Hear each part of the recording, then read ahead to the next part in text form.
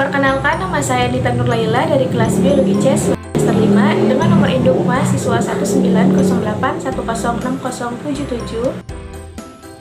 Perkenalkan, nama saya Indi Sulistia dari kelas Biologi C semester 5 dengan nomor induk mahasiswa 1908106101.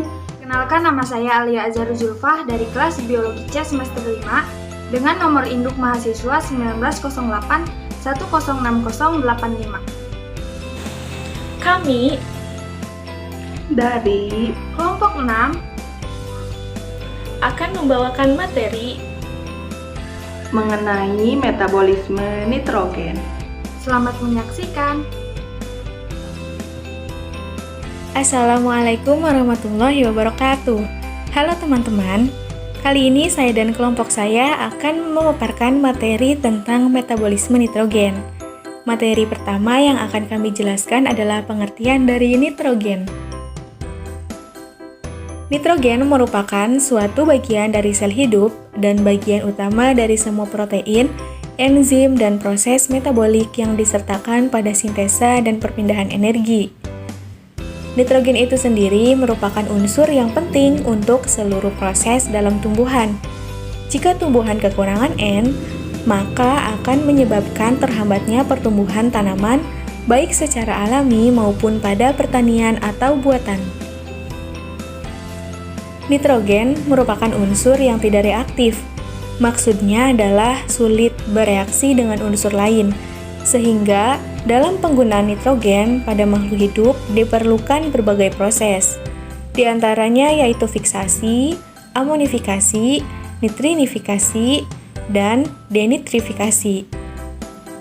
Nitrogen merupakan unsur utama dalam pembentuk asam amino. Asam amino merupakan asam yang digunakan sebagai bahan penting dalam molekul pembentuk protein. Nitrogen sendiri bisa ditemukan dalam bentuk senyawa N2, NO3, NO2, dan juga NH4. Konsep metabolisme difokuskan pada metabolisme nitrogen, di mana reduksi nitrat menjadi amonium dan perubahan amonium menjadi senyawa organik yang terdapat pada tumbuhan. Selanjutnya adalah peranan dari nitrogen. Ada beberapa peranan nitrogen terhadap pertumbuhan tanaman, diantaranya adalah: pertama, memacu pertumbuhan tanaman. Yang kedua, berperan dalam pembentukan klorofil dan merangsang perkembangbiakan mikroorganisme. Yang ketiga, peranan nitrogen dalam tanaman yaitu mensintesis karbohidrat menjadi protein dan protoplasma atau melalui mekanisme respirasi yang berperan dalam pembentukan jaringan vegetatif tanaman.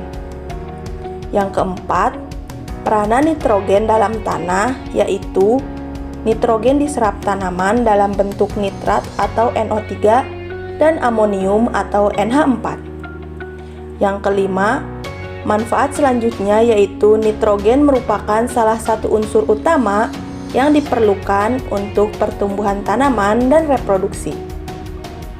Yang keenam, klorofil merupakan nitrogen dan karena itu sangat penting untuk fotosintesis. Yang ketujuh, materi genetik DNA dan RNA terdiri dari nitrogen. Yang kedelapan, merupakan komponen utama dalam semua asam amino, yang nantinya dimasukkan ke dalam protein. Protein adalah zat yang sangat dibutuhkan dalam pertumbuhan. Yang kesembilan, mensintesis karbohidrat menjadi protein dan protoplasma yang berperan dalam pembentukan jaringan vegetatif tanaman. Yang terakhir, unsur nitrogen juga dapat berfungsi meningkatkan pH tanah, yang mana hal tersebut sangat dibutuhkan oleh tanaman.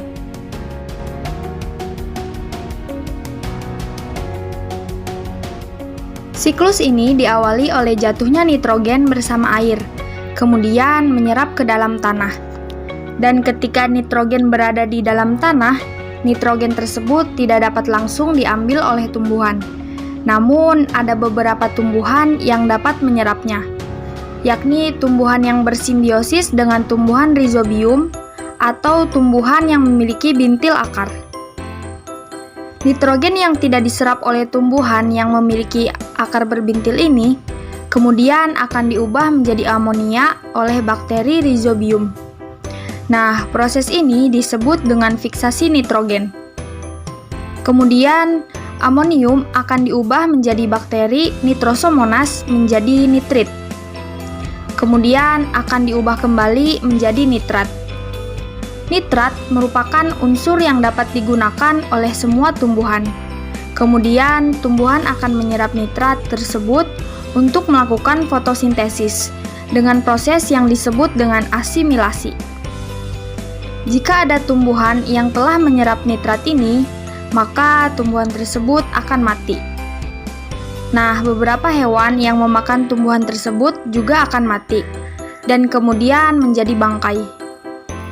Bangkai tersebut kemudian akan diuraikan oleh dekomposer, baik berasal dari fungi maupun bakteri. Hasil penguraian tersebut akan menjadi amonium yang disebut dengan amonifikasi, sehingga akan kembali berubah menjadi nitrit dan nitrat melalui proses nitrifikasi. Nah, nitrat yang tersisa dan diserap oleh tumbuhan untuk melakukan fotosintesis akan diubah menjadi nitrogen bebas oleh bakteri yang dinitrifikasi.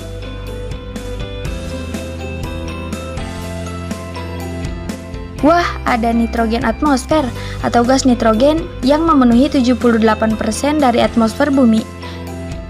Oh tidak, time is up. Sekarang waktunya kita mempelajari siklus nitrogen. Mari kita lihat apa yang terjadi. Lihat bahwa ada tumbuhan leguminosa. Oh tidak, gas nitrogen terlempar.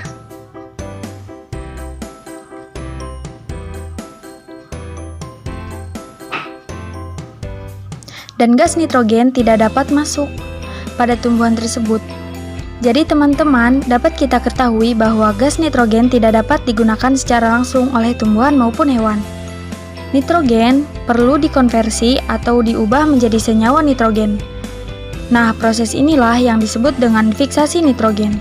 Karena nitrogen tidak bisa langsung masuk ke tumbuhan, maka harus pergi melalui beberapa tahapan proses dari akar tumbuhan leguminosa tersebut. Akar leguminosa atau polong-polongan terdapat nodul akar yang merupakan tempat hidupnya bakteri Rhizobium. Nah, terlihat bahwa tempat bakteri Rhizobium adalah di nodul akar leguminase. Nah, peran bakteri Rhizobium ini ialah dapat mengubah nitrogen menjadi amonia.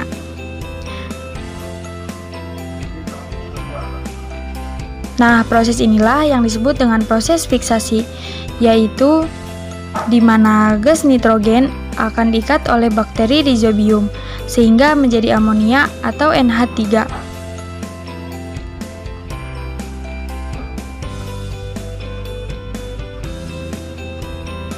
Lanjut, pada amonia atau NH3 akan diproses menjadi apa ya?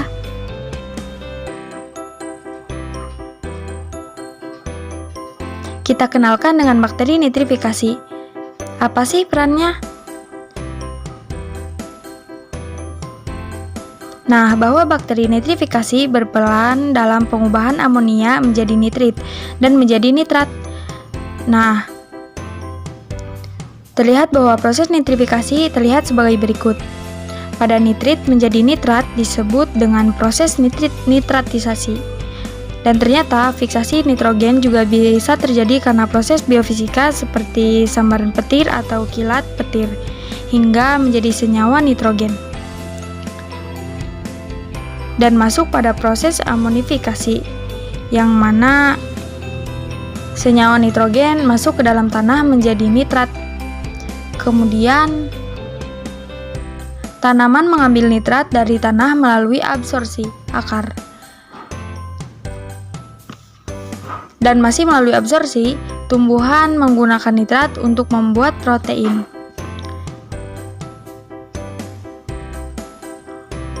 Hingga tumbuhan tersebut mengandung protein. Setelah tumbuhan tersebut telah mengandung protein, kemudian akan dimakan oleh hewan. Sehingga hewan yang memakan tumbuhan tersebut dapat mendapatkan protein.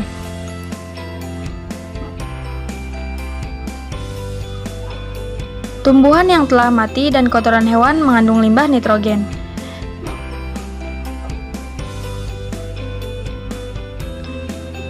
Nah, masuk pada proses amonifikasi yang melibatkan dekomposer seperti bakteri dan jamur.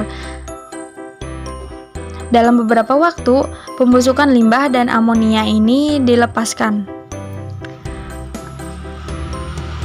Ada amonia atau NH3 dan ada bakteri nitrifikasi, di mana amonia kembali diubah menjadi nitrat atau NO3-.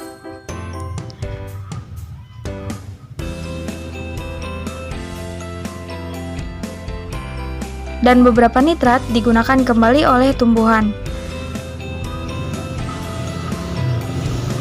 Lalu ada bakteri denitrifikasi yang masuk pada proses denitrifikasi yang mengubah nitrat kembali menjadi gas nitrogen.